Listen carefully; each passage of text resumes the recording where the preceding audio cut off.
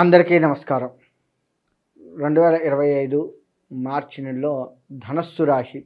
ఈ రాశి వారికి ఈ నెల అనుకూలంగానే, ఈ మార్చి నెల మొత్తం కూడాను అనుకూలంగానే ఉంటుంది అని చెప్పుకోవచ్చు. చేతి వృత్తుల వారికి కావచ్చు, ఉద్యోగాల్లో బదిలీలు అవుతూ ఉంటాయి, అయినా కానీ అనుకూలంగానే ఉంటుంది. ఇలా అన్ని రంగాల వారికి అనుకూలంగా ఉంటుంది.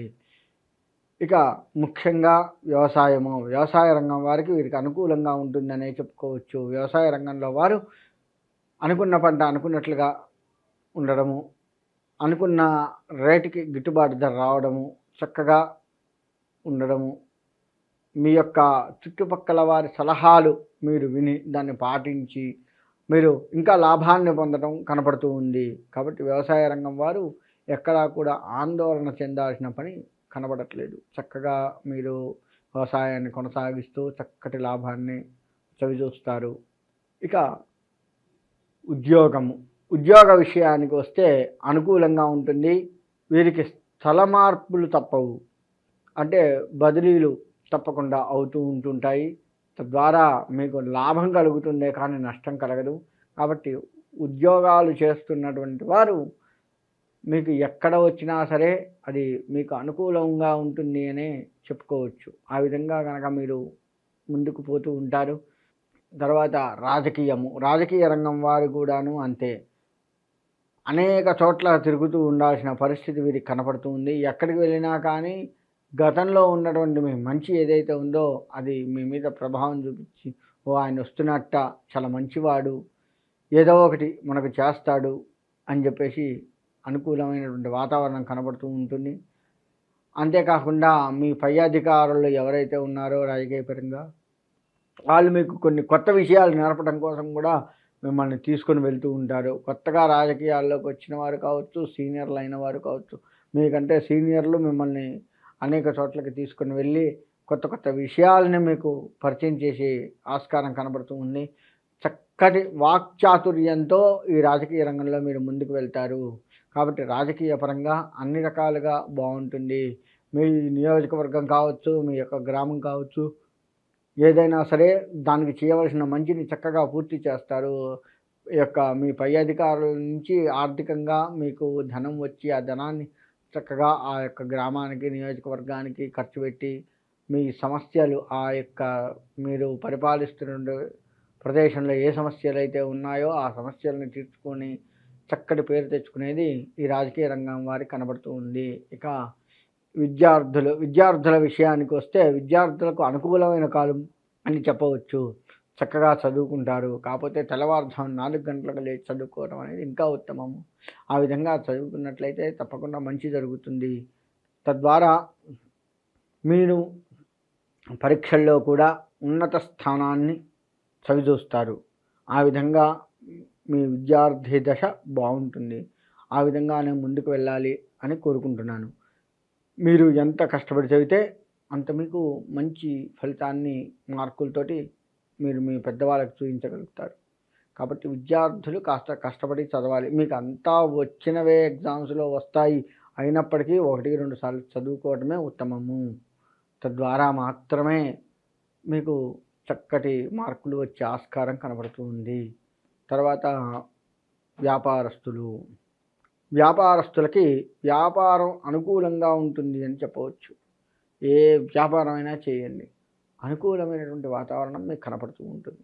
తద్వారా మీ వ్యాపారము మిమ్మల్ని చూసి మీకు అప్పుడే మీలాగా వ్యాపారం చేయాలి అనుకున్నటువంటి వారు ఎవరైతే ఉన్నారో మీ సలహాలు తీసుకుంటారు.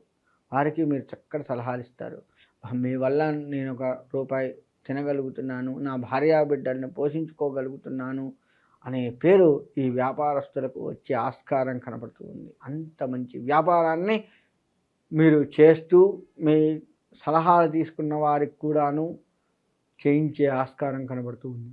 కాకపోతే ఈ వ్యాపారస్తులు, మీ కింద ఉన్నటువంటి వ్యాపారస్తులు ఎవరైతే ఉన్నారో మీ సలహాలు తీసుకునేటువంటి వాళ్ళని వెన్నంటి ఉండి భుజం తడుతూ చేయిస్తే మీ పేరు అమోఘంగా మారుమోగుతుంది. అందులో ఎటువంటి సందేహం లేదు. అదొక్కటి వ్యాపారస్తులు చేయండి.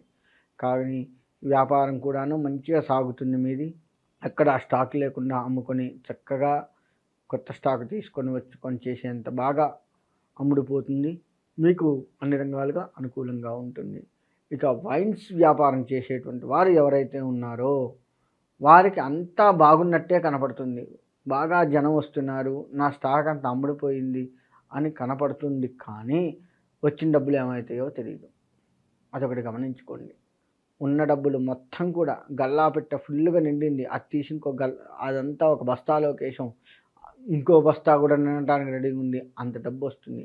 పెట్టుబడి పెట్టినా కానీ మీరు మంచి లాభాన్ని చవిచూస్తారు, కానీ ఒక రూపాయి కూడా మిగలదేమో అన్నంత ఖర్చు మీకు కనపడుతూ ఉంటుంది. కాబట్టి ఈ యొక్క వైన్స్కి సంబంధించిన వ్యాపారం ఎవరైతే చేస్తున్నారో వారు ఆర్థికంగా ఇబ్బందులు పడుతూ ఉంటారు.